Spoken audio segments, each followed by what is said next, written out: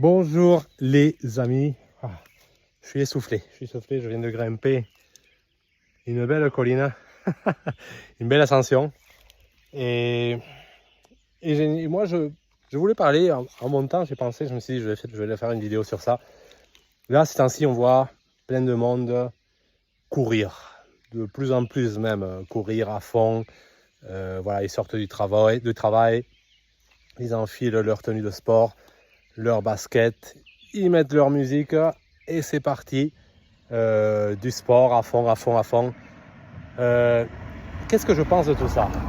Moi je pense que bon, déjà si on a envie de s'essouffler, de s'épuiser, c'est que bon, on a en général un métier qui ne pousse pas au sport, c'est un métier sédentaire. Du coup je pense pas que la personne qui travaille dans le chantier, en rentrant chez lui, il ait envie d'aller courir. Donc on voit un peu une société très sédentaire qui a envie de s'évader, de se mettre dans sa bulle. Et déjà dans le travail, en quelque sorte, tu es dans une bulle.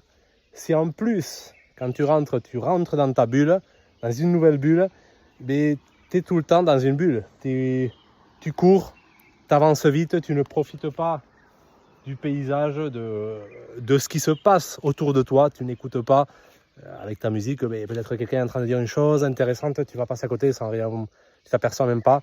Tu cours, tu ne regardes pas les détails sur ton chemin. Et déjà dans ton travail, tu ne le vois pas. Et en plus, en sortant, tu ne le vois pas. Donc, tu passes ta vie. C'est un point de vue personnel. Hein. Vous êtes libre de me dire ce que vous pensez dans les commentaires. Mais tu es toujours en ta bulle, tu es toujours enfermé, en quelque sorte. Et c'est vrai que courir, ça peut te donner une sensation de libération, d'épanouissement. Voilà, j'ai eu ma journée, j'ai fait du sport, j'ai bougé, j'ai couru, je me suis essoufflé. Oui, mais tu es resté quand même dans ta bulle. Tu es resté enfermé. Et moi, je pense qu'il faut peut-être, voilà, là j'ai monté, tranquille. Je n'étais pas dans une compétition, je fais du sport. Mais si je dois m'arrêter, si je vois quelque chose d'intéressant sur mon parcours, là tout à l'heure en bas, il y avait plein d'oiseaux, plein de nids. D'ailleurs, on va descendre, je vais vous montrer ça. Et ça, je l'ai vu, voilà, je me suis arrêté, j'ai regardé et j'ai apprécié. Et si tu as une entreprise, si tu es entrepreneur, observer ce qui se passe autour, c'est très important. Et ce n'est pas se mettre derrière un écran, un ordinateur, voir YouTube, voir des vidéos sur YouTube. Ouais, tu peux apprendre des choses, mais en général, tout ce qui est dit sur YouTube, tout le monde le sait. En quelque sorte, c'est déjà très, très vu, très entendu. Alors que ce que tu vas voir maintenant dans la vraie vie, c'est peut-être ça, tu ne le vois pas sur les réseaux sociaux. Et même, là, tout le monde est dans sa bulle, tout le monde devient aveugle, tout le monde devient sourd avec ses écouteurs, tout ça. Et justement, les opportunités sont là. Pour ceux qui restent éveillés, pour ceux qui restent avec les yeux ouverts, les oreilles bien ouvertes aussi, bien débouchées, mais tu peux découvrir plein de choses, des choses que tu ne trouveras pas ailleurs. Tu vas avoir des opportunités inédites parce que tu n'as pas de concurrence. Sur YouTube, comme je dis, c'est la concurrence. Tu as tout le monde qui regarde des vidéos. Voilà, tu vois une vidéo, ça a une superbe idée, oui, mais tu vas voir 100 000 vues, 200 000 vues. C'est fini. Alors que maintenant, tout le monde est devant son écran, son téléphone, ses écouteurs, mais il ne voit pas ce qui se passe autour, il ne voit pas les opportunités, les affaires. Toi, si tu le fais, tu vas voir des choses. Tu vas voir des choses. Voilà. Bon, je ne sais pas si vous le verrez, mais regardez-moi là. Là, il se prépare pour passer la nuit. Je ne sais pas quelle espèce c'est, mais il y a plein de nids. Des oiseaux magnifiques tout jaunes, mais vous ne le verrez pas, je pense, dans la vidéo.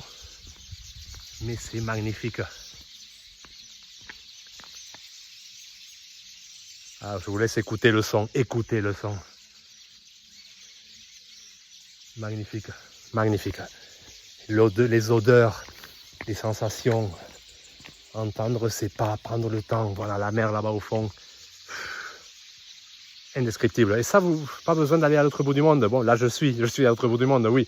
Mais pas besoin. Chez vous et tout ça, il y a des choses vraiment inédites. Il faut juste prendre le temps de le redécouvrir. Voilà. Et moi, je vois ça comme ça. Et vous remarquerez aussi en vélo, je porte même pas de casque, je porte même pas de protection. Bon, là, vous pouvez me critiquer, vous pouvez y aller, il n'y a pas de souci. Mais c'est aussi une philosophie, c'est ma façon d'être un peu. Je prends le temps, je ne suis pas en mode compétition, justement. Après, oui, un accident peut arriver, mais le casque, on a l'impression que maintenant, on maîtrise tout. Je mets mon casque, c'est maîtrisé. Non, tu peux très bien mettre ton casque à vélo. Un jour, tu traverses la rue, tu te fais faucher. C'est tout simple. Donc, le casque, c'est le milieu dans lequel nous sommes. Mon casque, c'est ça, c'est mon environnement. Si l'heure est arrivée, l'heure arrive et tu... Voilà, magnifique. Magnifique. Bon les amis, je vous laisse dans cette réflexion et je vous dis à bientôt. Ciao.